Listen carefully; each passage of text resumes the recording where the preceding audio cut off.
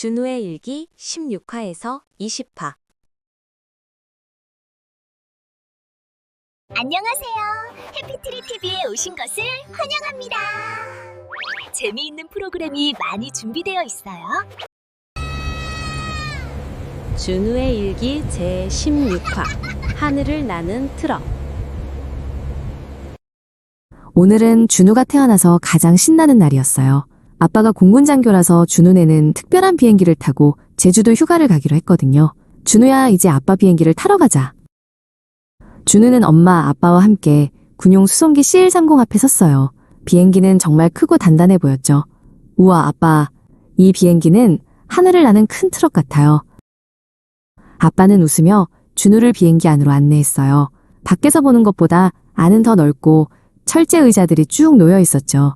오늘은 우리 가족이 이 비행기의 특별 승객이야. 모두 자리에 앉아 안전벨트를 맸어요. 엔진이 켜지자 웅장한 진동이 준우의 발밑을 타고 올라왔죠. 드르르르릉, 드르르르릉. 비행기는 천천히 활주로를 따라 움직였어요. 그때 준우의 눈에 옆쪽 활주로에서 빠르게 움직이는 작은 비행기가 들어왔어요. 그 비행기는 엄청나게 날카롭고 멋진 모양이었어요. 끼이이잉. 귀를 찢을 듯한 굉음을 내며 하늘로 솟구쳐 오르는 모습에 준우는 심장이 두근거렸어요. 아빠가 준우의 어깨를 토닥여 주었어요. 준우는 귓가에 맴도는 굉음을 떠올리며 생각했죠. 나도 저렇게 멋진 비행기를 조종하고 싶지만. 아니야, 나는 나중에 커서 저 비행기를 만드는 사람이 될 거야. 저렇게 튼튼하고 빠르고 멋진 날개를 가진 비행기를 디자인하는 엔지니어가 될 거야. 준우의 꿈이 제주도로 가는 비행기에 실려 함께 솟아올랐답니다. 우리 함께 차차차 신나는 춤을 좀 봐.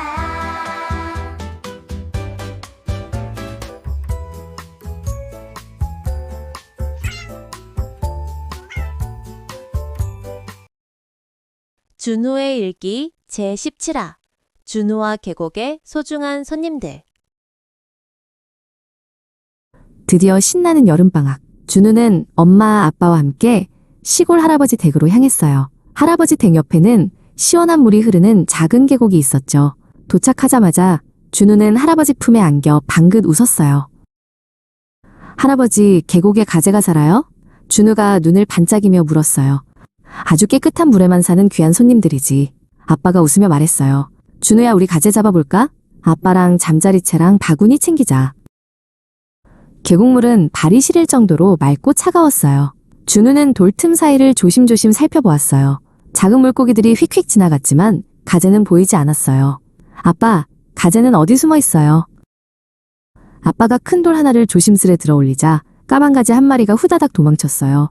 준우가 재빨리 잠자리채를 휘둘렀고 첨벙, 가재가 잡혔어요. 와, 성공! 준우는 뛸 듯이 기뻤어요.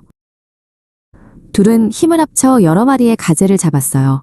어떤 가재는 아주 빨랐고 어떤 가재는 집게발을 들고 용감하게 맞섰어요. 곧 준우의 작은 바구니가 붉은빛 가재들로 가득 찼어요.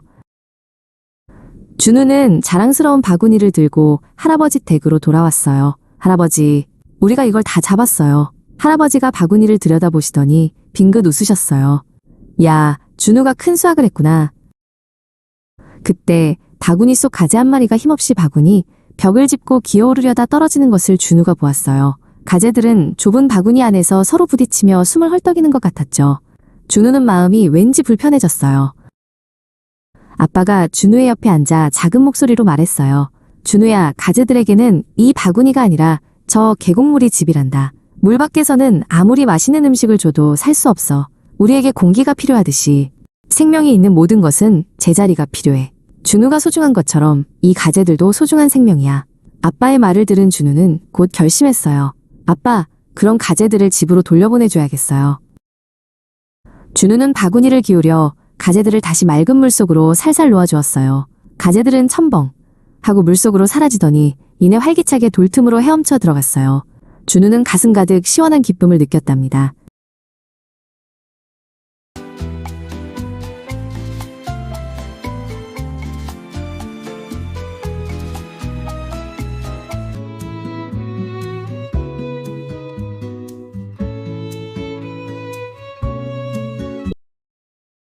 준우의 일기 제18화. 강한 마음의 태권도. 준우는 오늘 하루 종일 시무룩했습니다. 학교에서 반에서 제일 덩치가 큰 힘찬이와 사소하게 부딪혔는데 힘찬이가 너무 크게 보였기 때문입니다. 나는 강한 남자가 되고 싶은데 준우는 주먹을 꼭 쥐었습니다. 집에 돌아와 엄마 소연 씨에게 말했어요. 엄마, 나 태권도 배우고 싶어요. 저도 주먹이 튼튼해지고 싶어요. 엄마는 준우의 머리를 쓰다듬으며 빙긋 웃었습니다. 다음 날 준우는 설레는 마음으로 도복을 입고 태권도장에 갔습니다. 차렷, 경례, 사범님의 목소리가 우렁찼습니다. 준우는 발차기를 배우고 주먹 지르기를 배웠습니다. 준우는 빨리 힘찬이보다 더 강해지고 싶었습니다. 하지만 몸이 튼튼해지는 것은 생각보다 오래 걸렸어요. 주먹을 뻗어도 얍 하는 소리가 시원하게 나지 않았습니다. 사범님, 언제쯤 저 샌드백을 세게 칠 수 있어요? 준우는 조금 실망했습니다. 사범님은 준우를 불렀습니다. 준우야, 태권도는 몸을 강하게 만드는 운동이 맞지. 하지만 정말 중요한 것은 강한 마음을 만드는 거란다. 사범님은 손가락으로 준우의 가슴을 살짝 짚었습니다. 강한 마음? 준우는 코피가 나도 울지 않는 것이 강한 마음일까 생각했습니다. 아니면 무서운 귀신 영화를 끝까지 보는 것일까? 준우는 도장 구석에서 곰곰이 생각에 잠겼습니다. 사범님이 다음날 설명을 덧붙여 주었습니다. 강한 마음은 무서워도 친구를 도와주는 용기, 그리고 나보다 약한 사람을 배려하는 따뜻함이야. 준우는 자신이 했던 행동들을 되돌아보았습니다. 다음날 학교에서 준우는 복도에서 힘찬이를 마주쳤습니다. 힘찬이는 친구들과 웃으며 장난을 치고 있었습니다. 준우는 여전히 힘찬이가 크게 보였지만 이제는 기가 눌리지 않았습니다. 힘찬이가 친구들과 장난치다가 실수로 들고 있던 공책뭉치를 바닥에 왕창 떨어뜨렸습니다. 친구들은 모두 깔깔 웃기만 했어요. 준우는 망설이지 않고 힘찬이에게 다가갔습니다. 이거, 네거 맞지? 준우가 공책뭉치를 건네자 힘찬이는 놀란 표정으로 고맙다고 말했습니다. 준우는 그때 알았습니다. 주먹이 센 것보다 두려워하지 않고 누군가를 돕기로 결정하는 마음이 진짜 강한 남자의 힘이라는 것을요.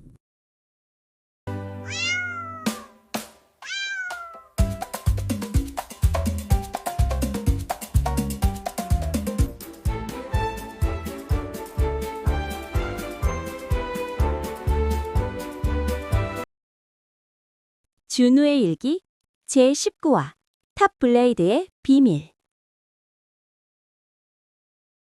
8살 준우에게 가장 신나는 시간은 방과 후 친구들과 탑블레이드를 돌리는 시간이었어요. 준우의 팽이는 멋진 빨간색이었고 준우는 팽이 이름도 불꽃레드라고 지었죠. 하지만 배틀에서는 언제나 라이벌 라온이가 이겼어요. 라온이의 팽이는 천둥블루. 라온이는 승리할 때마다 멋진 포즈를 취했죠. 파워 부족이야, 준우야? 라온이는 환하게 웃었지만 준우는 매번 지는 게 속이 상했어요. 집에 돌아온 준우는 불꽃레드를 쓰다듬었어요. 어떻게 하면 더 강해질 수 있을까? 파워가 부족하대. 준우는 팽이를 들어 무게를 재보았습니다. 무거울수록 힘이 세지 않을까? 그때 아빠의 작업대에서 작은 철 조각 몇 개가 눈에 들어왔어요. 녹이 슬었지만 단단해 보였죠. 좋아. 이걸 붙이면 파워가 2배가 될 거야. 준우는 얼른 강력 접착제를 꺼냈어요. 조심스럽게 준우는 가장 무거운 철 조각들을 팽이 날개 부분에 꼼꼼하게 붙였어요. 팽이의 멋진 빨간색이 군데군데 거뭇한 철 조각으로 덮였지만 준우는 만족스러웠어요. 이제 무적이야. 다음 날 준우는 자신감 넘치게 라온이를 찾아갔어요. 라온아, 다시 붙자. 이번엔 다를걸? 준우의 팽이는 훨씬 크고 무거워 보였어요. 라온이는 조금 놀란 표정이었지만 흔쾌히 응했어요. 두 팽이가 격렬하게 부딪혔어요. 불꽃레드는 철 조각 덕분에 엄청난 힘으로 천둥블루를 밀어붙였어요. 와, 준우 팽이 엄청 강한데? 라온이는 놀라서 눈이 커졌어요. 하지만 그 무거운 철 조각들 때문에 팽이가 비틀거리며 중심을 잃기 시작했어요. 과당! 무거운 철 조각이 본드를 견디지 못하고 날아가 버렸어요. 팽이는 와르르 부서지며 돌다가 힘없이 멈춰버렸죠. 불꽃레드는 산산조각이 났고 라온이의 천둥블루는 멀쩡했어요.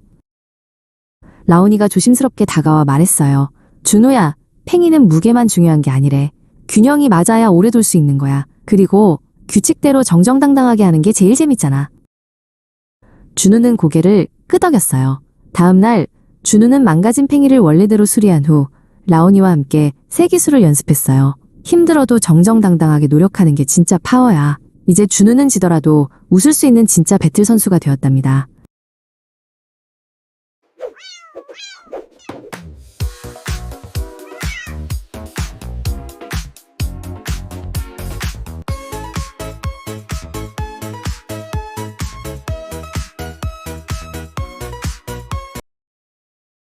준우의 일기 제20화 함께 만든 눈썰 매장. 하늘에서 펑펑 눈이 쉬지 않고 내렸어요. 8살 준우는 아침 일찍 시골 할아버지 댁에 도착했죠. 눈이 이렇게 많이 오다니. 준우는 털모자를 푹 눌러쓰고 마당으로 뛰어나갔어요. 온 세상이 하얗고 깨끗했답니다. 준우는 눈사람을 만들까 눈싸움을 할까 고민했어요. 그러다 마당 뒤쪽으로 향했죠. 거기에는 길고 경사진 언덕이 숨어 있었거든요. 바로 이거야. 눈썰 매장. 준우의 눈이 반짝 빛났습니다. 완벽하게 길고 완만한 경사였어요. 아버지가 따뜻한 커피를 들고 나오셨어요. 준우야, 혼자서 눈썰 매장을 만들겠다고? 이 긴 언덕에 눈을 다 다져야 하는데. 준우는 눈 덮인 언덕을 올려다보았어요. 눈이 너무 깊고 경사가 길어서 혼자 힘으로는 도저히 불가능해 보였지요. 금방 의욕이 줄어들었어요. 좋아. 아빠랑 같이 해보자. 협동이 필요할 때 같구나. 아버지는 장화를 신고 언덕 위로 올라가 눈을 밟기 시작했어요. 준우도 힘차게 발을 굴렀지만 언덕은 길고 눈은 계속 포슬포슬하게 부서졌지요. 온몸에 땀이 나기 시작했어요. 그때 할아버지가 헛간에서 낡은 나무 널빤지 2개를 가져오셨어요. 그렇게 발로만 해서는 해가 지도록 못 만든다. 자, 이걸 써야지. 할아버지는 널빤지에 단단한 끈을 묶기 시작하셨어요. 할아버지는 널빤지 하나를 준우의 장화에 끈으로 묶어주셨어요. 이걸 신고 눈 위를 걸으면 눈이 훨씬 단단하게 다져진단다.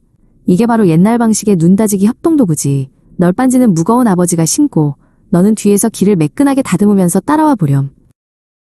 아버지와 준우는 역할을 나누어 눈썰매 길을 만들었어요.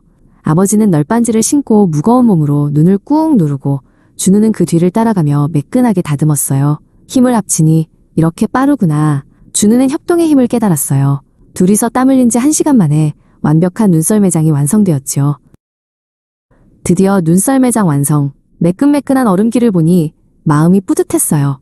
준우는 눈썰매를 들고 언덕 꼭대기로 달려갔어요. 출발. 준우가 눈썰매에 몸을 싣자 쌩소리와 함께 미끄러져 내려갔습니다.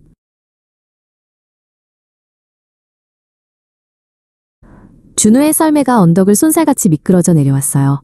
아버지가 활짝 웃으며 박수를 쳤고 할아버지는 따뜻한 코코아를 준비해 오셨어요. 고생했다 우리 준우.